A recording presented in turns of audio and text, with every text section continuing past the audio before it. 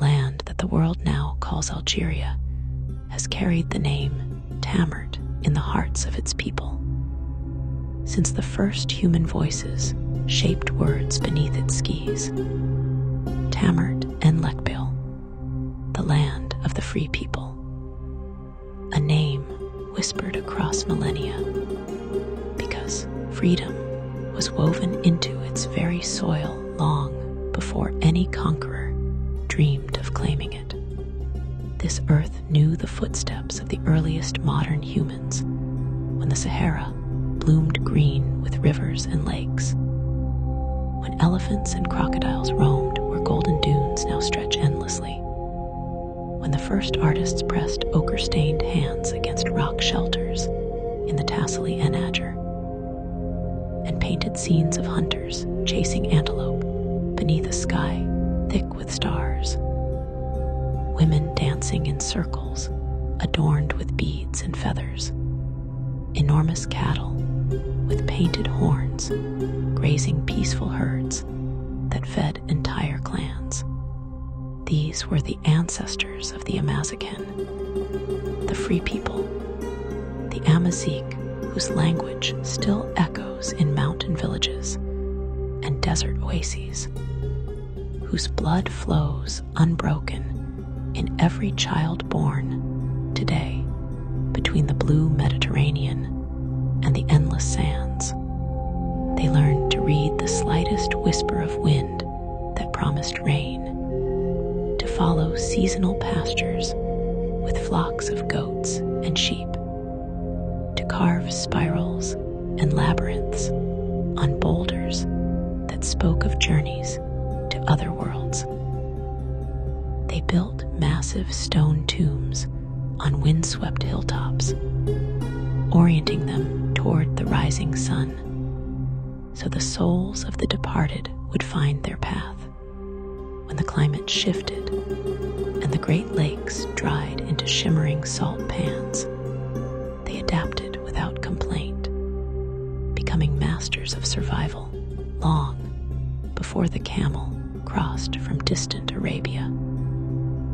Their women ground wild grains on saddle querns beneath the shade of argan trees, wove bright cloaks of wool dyed with saffron and indigo, sang ancient lullabies whose melodies still cradle infants in remote Kabyle hamlets.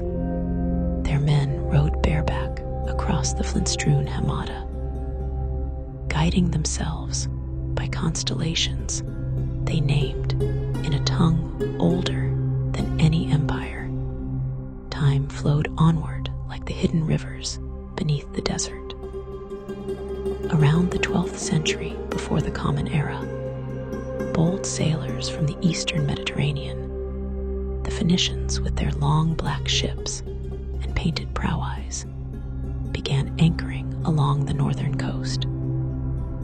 They traded purple dye from Tyre, delicate glass beads, fragrant cedar from Lebanon for lion pelts, ostrich eggs, ivory tusks, and gold dust carried north by silent caravans from the Niger Bend. They founded quiet trading posts at places whose names still linger like half-remembered dreams. Isle that became Churchill, Rascuni that became Tamant Faust, Hippo Regius that became Annaba. Yet they never pushed far inland.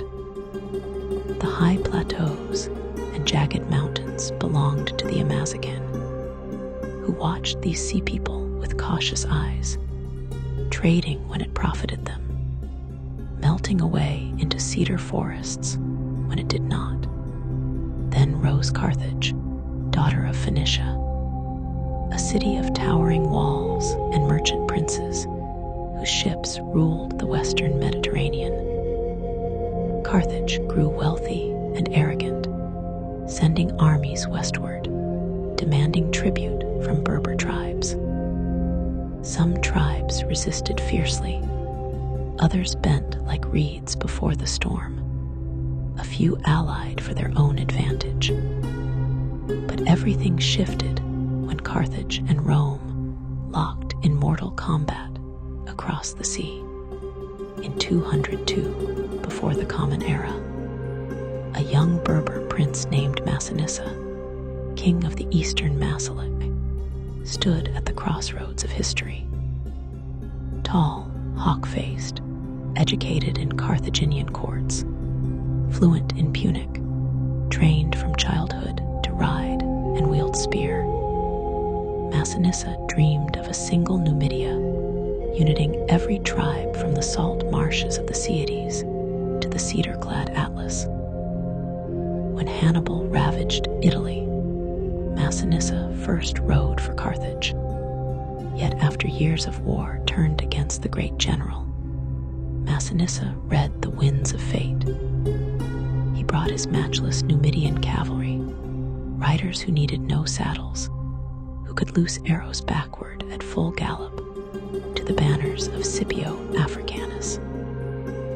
At Zama, their lightning charges shattered the Carthaginian flanks, elephants stamping in panic, Hannibal's dream dying on African soil. Rome rewarded Massinissa with a kingdom stretching from the Mulaya to the Gulf of Sirte, from the sea to the first dunes. For 54 years, Massinissa ruled with wisdom and iron will. He planted millions of olive trees whose descendants still silver the hills, dug irrigation canals that turned dusty plains into golden wheat fields, built cities with straight streets and proud forums, minted silver coins bearing his laurel-crowned profile. His capital Sirte, today Constantine, perched on its impregnable rock above the roaring Rumel Gorge, like a fortress born of the mountain itself. He married Sophonisba, the tragic Carthaginian beauty, for one passionate day before Roman jealousy forced her to drink poison rather than walk in triumph through Rome. His sons and grandsons extended the work until Numidia fed half the empire. Yet Rome never fully trusts its client kings. When Massinissa's grandson Jugurtha took the throne in 118 before the Common Era, he inherited ambition greater than caution. Educated in both Berber and Roman ways, victor at Numantia alongside Roman legions, Jugurtha believed Numidia should stand equal, not subservient. He seized neighboring lands, executed Roman merchants, scattered gold among corrupt senators to buy silence. Rome declared war. The Jugurthan War raged 7 years across mountains and deserts. Jugurtha struck like a desert fox, vanishing into ravines, reappearing to cut supply lines, ambushing legions in narrow passes where Roman discipline meant nothing against Berber mobility. Generals were bribed or beaten, until finally betrayal succeeded where armies failed.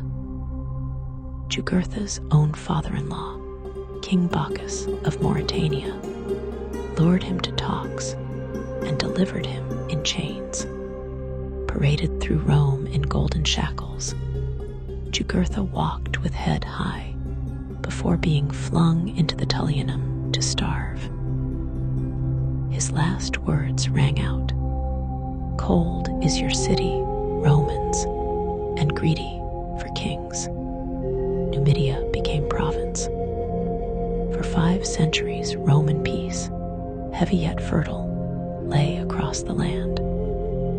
Cities blossomed with marble and mosaic, Timgad laid out in perfect grid beneath the auras, its Arch of Trajan still guarding silent streets, Jamila clinging to its hillside with theaters and temples bathed in dawn light, Churchill with its great lighthouse and sprawling villas, Tipasa, where Christian basilicas rose beside Phoenician tombs, and Roman fish salting vats scented the sea air.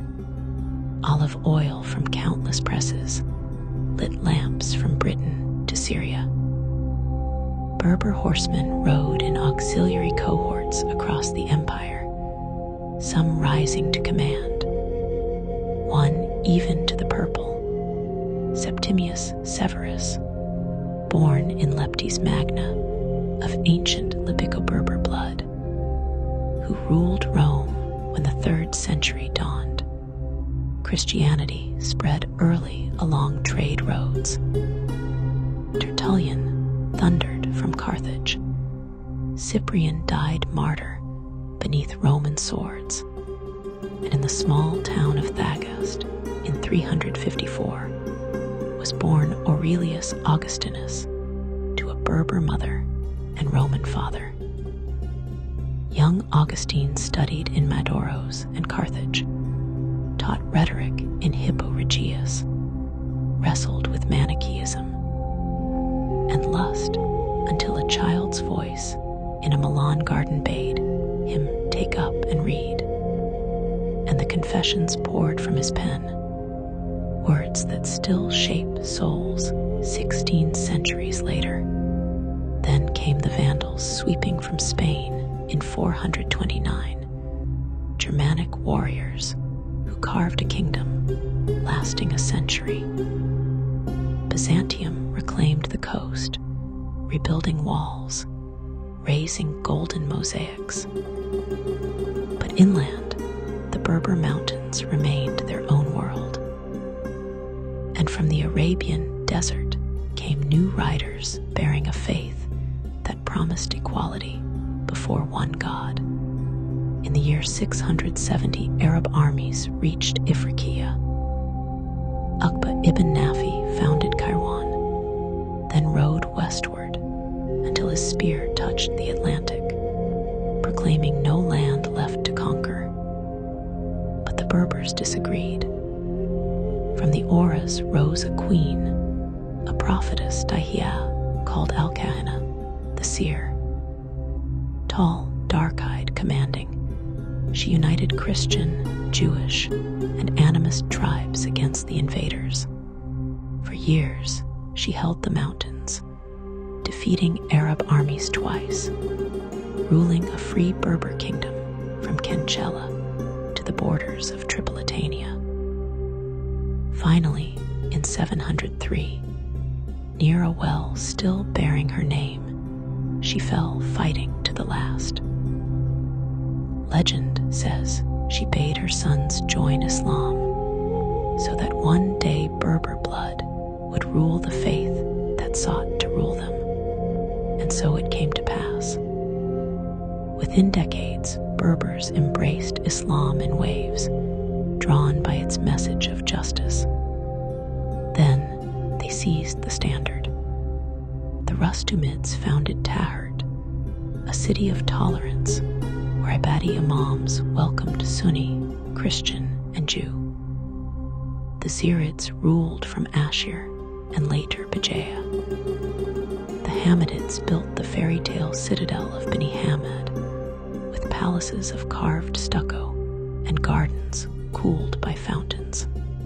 Then came the Almoravids, veiled Sanhaja warriors from the desert who swept north, united the Maghreb, crossed into Al-Andalus, and halted the Christian advance at Salaka. Their Almohad successors forged an even mightier empire, building the Kautaubia, the Geralda, the Hassan Tower, stretching from the Senegal River to the Ebro. Tlemcen became a city of scholars, its great mosque a masterpiece of cedar and plaster. Bajaya sent mathematicians whose works reached as far as Oxford.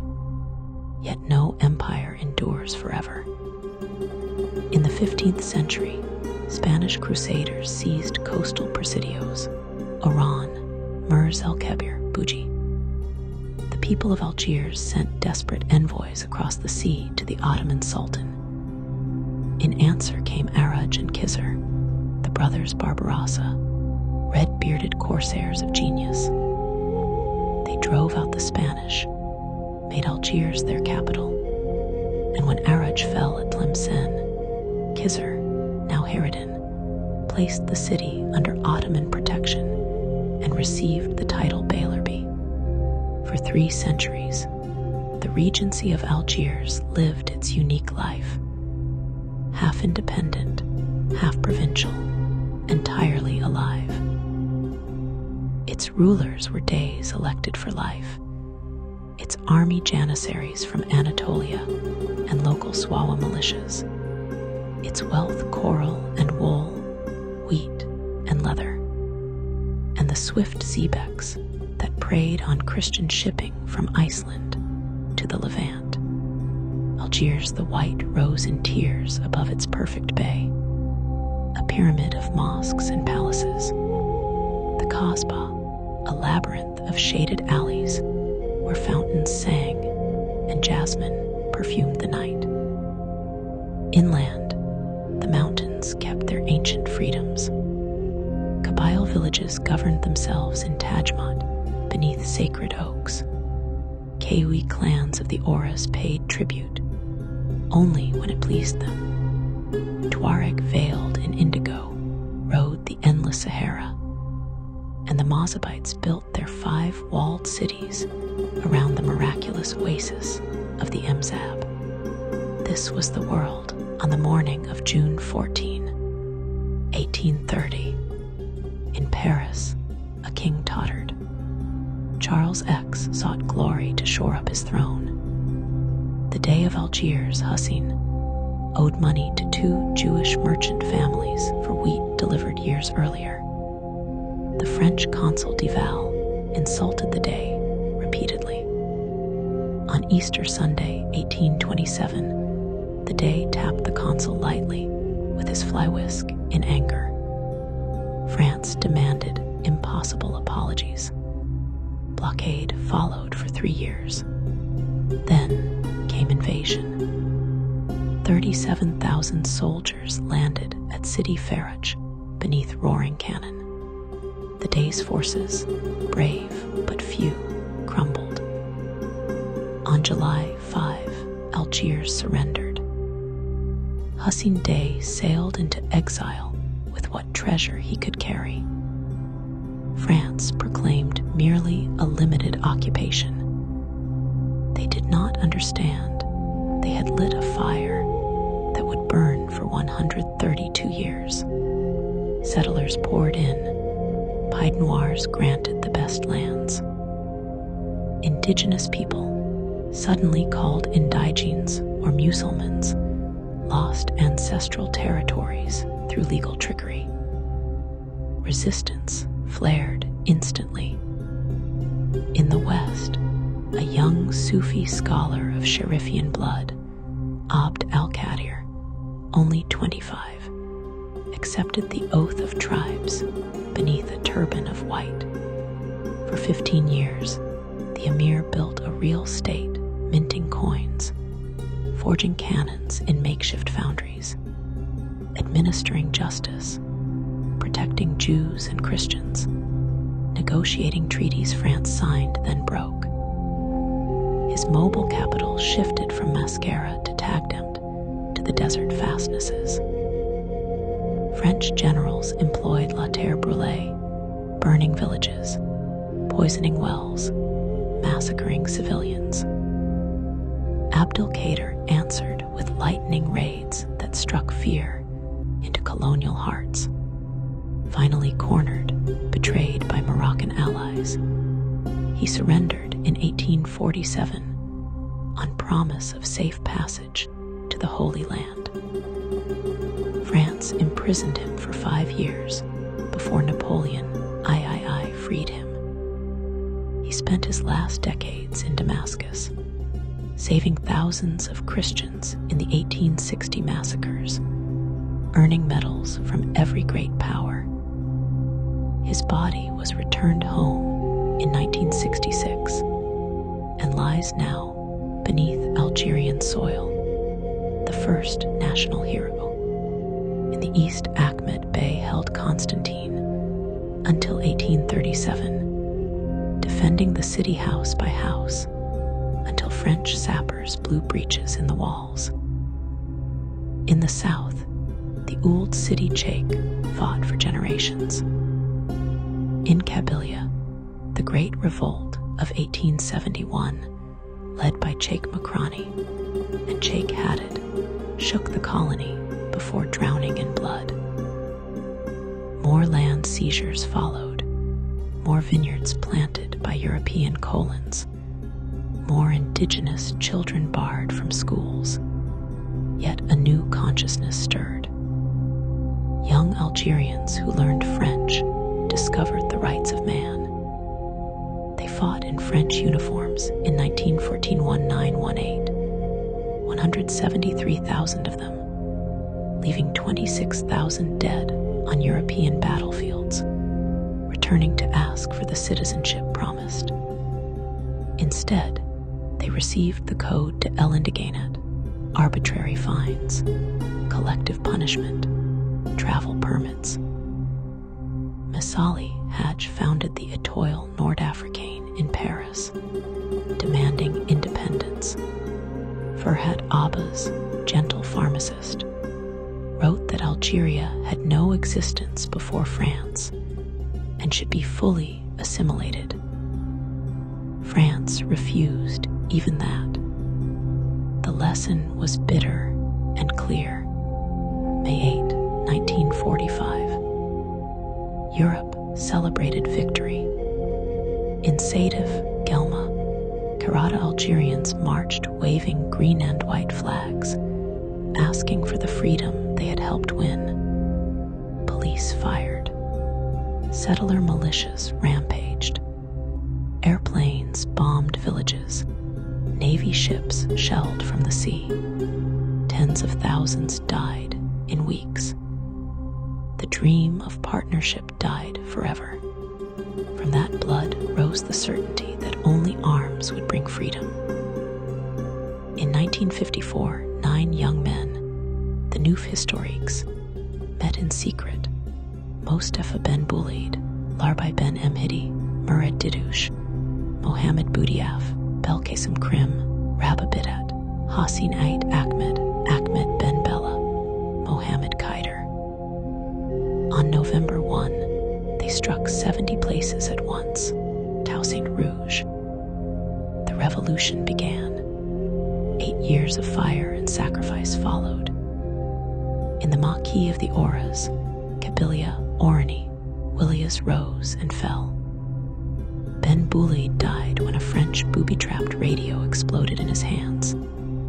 Amarouche, the fox of Kabylia, marched his men barefoot through snow, fell to betrayal in 1959. Krim Belkacem, proud Kabyle chieftain, would sign the accords and later die in exile. In Algiers, women carried death beneath their hags. Zora Drif planted the milk bar bomb. Hasiba Ben Bouali, 19 years old, died with Alila Point, and little Omar in the final Kasbah explosion. Jamila Bouherd, beautiful, fearless, liaison and bomb carrier, was wounded and captured in April 1957, tortured 17 days with electricity and drowning, sentenced to the guillotine. The world rose in outrage. Picasso drew her portrait. Songs were sung from Cairo to Caracas. She lived, was freed in 1962, married her lawyer Jacques Verges, bore children, criticized every government that betrayed the people's hopes. Larbai Ben Mhidi, calm even under torture, told his captors history's bomb is in your basket now, the fuse in ours. They strangled him and called it suicide. The Battle of Algiers was won by parachutists, yet lost by France. For the world saw what occupation truly meant. 500,000 French troops flooded the country, electrified barbed wire lines. The Morris line seeded with mines. 1 million peasants herded into camps to recruitment, where famine and disease reaped grim harvest. Yet the ALN endured. The Salmem Congress in 1956, hidden in an Ifri valley, laid down revolutionary law. Primacy of interior over exterior, political over military. A democratic and social Algeria promised. De Gaulle returned in 1958, speaking of French Algeria. Slowly, he understood the impossible. Self-determination became the word. Pied Noirs revolted. The OAS planted bombs in France itself. General's putsch in April 1961 collapsed when conscripts refused to follow.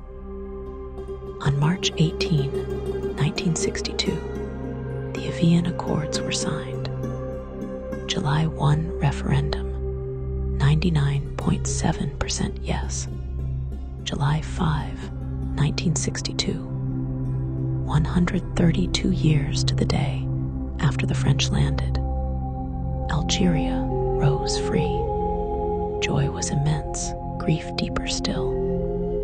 1 million dead, cities in ruins, economy shattered. 1 million Europeans fled overnight.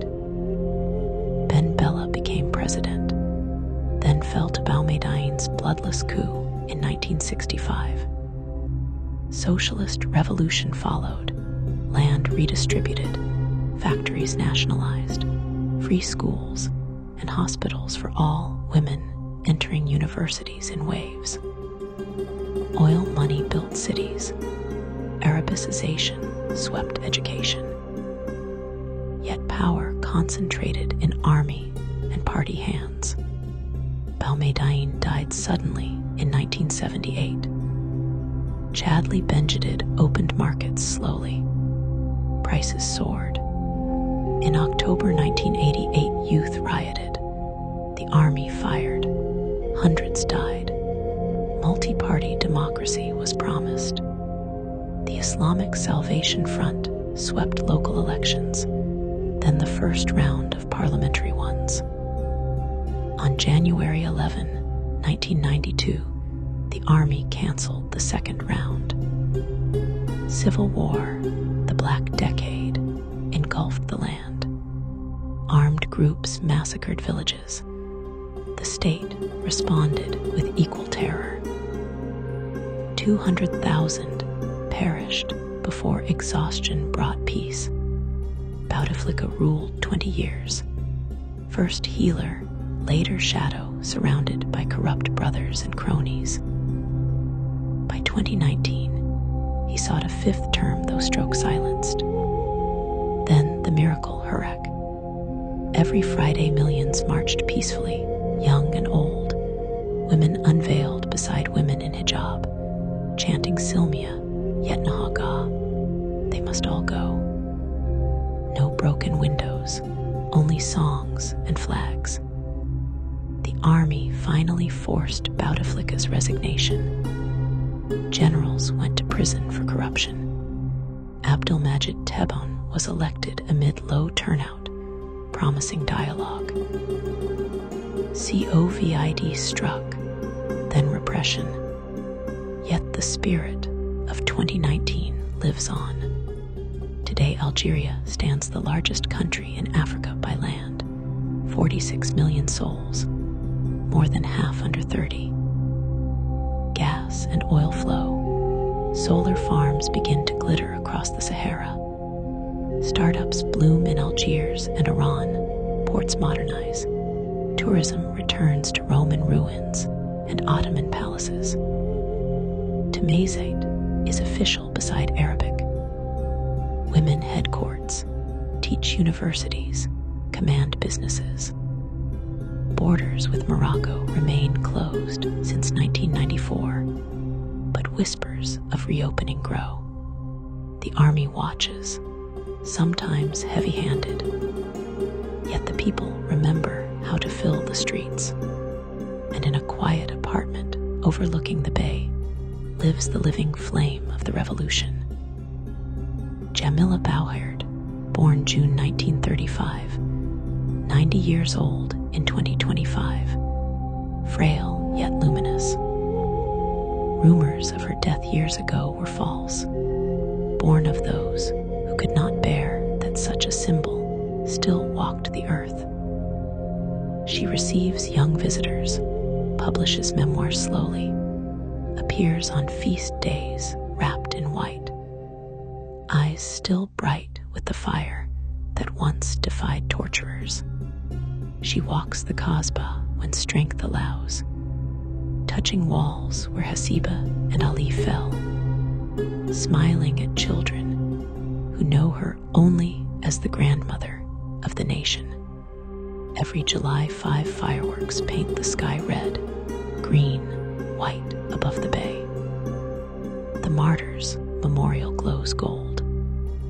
And in the great chorus singing, Kasaman, the voices of Al-Kahina and Jugurtha, Masinissa and Abdulkader, Ben Emhidi and Amrouch, Hasiba and Jamila herself mingle, whispering the same eternal truth. Tamart and Lekbail has carried freedom in its blood for 10,000 years, and it will carry it for 10,000 more. This is the story of Algeria, a love song older than empires, sung softly to every heart that beats beneath this sun. The land breathes on, free